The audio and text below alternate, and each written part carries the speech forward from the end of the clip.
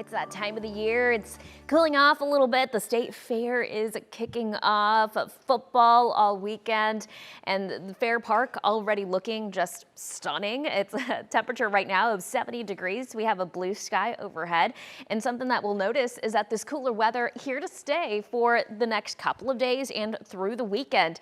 It's all thanks to what we call a weak front coming in from the north and east. It's called a backdoor front. It's going to keep our temperatures close to what's considered normal for this time of the year, Thursday, Friday, and over the weekend into early parts of next week. We'll see those temperatures climb just a tad, but still relatively low humidity in store for us for the first weekend of the state fair.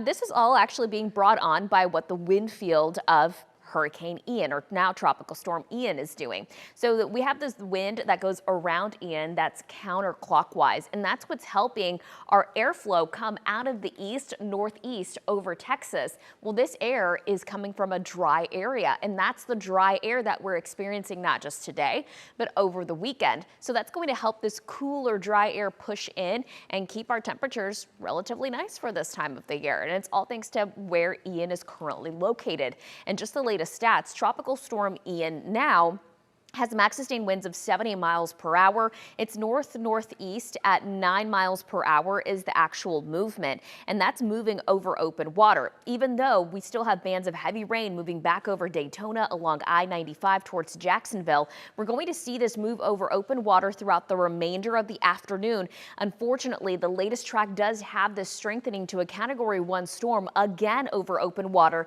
before making a turn towards South Carolina and making landfall sometime Friday morning. It'll continue to move inland over the Carolinas, bringing in heavy rainfall and the potential for some surge along the coastline. Current forecast along that South Carolina coastline, anywhere between 4 to 7 feet of surge. Nowhere near what the forecast called for at initial impact along the western Florida coastline, but certainly something to be overly cautious about. Also, rainfall in the Carolinas, anywhere between 3 to 5 inches of rain possible. Still quite a bit of rain left to dump along portions of northeast Florida. So definitely thinking about them here throughout the rest of the afternoon, because the impacts are absolutely not over. Here closer to home, look at this. Almost no rainfall for us in that extended forecast. 71 degrees right now being reported at DFW. Our dew points are in the mid-40s. Our air relatively dry. It'll continue to stay relatively dry because of that front swinging on through. And let me show you how it's going to impact us. Look at the big temperature difference across the area.